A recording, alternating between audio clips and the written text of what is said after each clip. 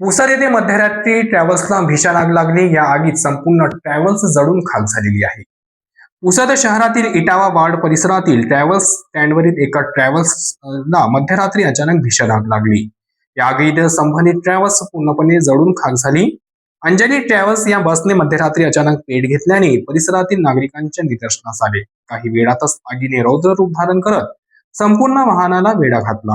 आग एवढी तीव्र होती की काही क्षणातच ट्रॅव्हल्स जळून खाक झाली।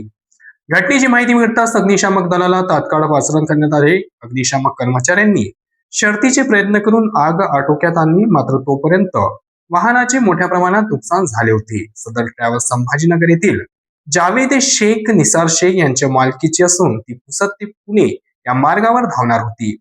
ट्रॅव्हल्स स्टँडवर रात्रीच्या वेळी अनेक वाहने उभी असतात, त्यामुळे वेळीच आग नियंत्रणात आल्याने मोठा अनर्थ टळला। दरम्यान सदर आग ही हेतुपुरस्सर लावण्यात आली की काय याबाबत शंका व्यक्त केली जात असून या प्रकरणी पोलिसांकडून पुढील तपास सुरू आहे।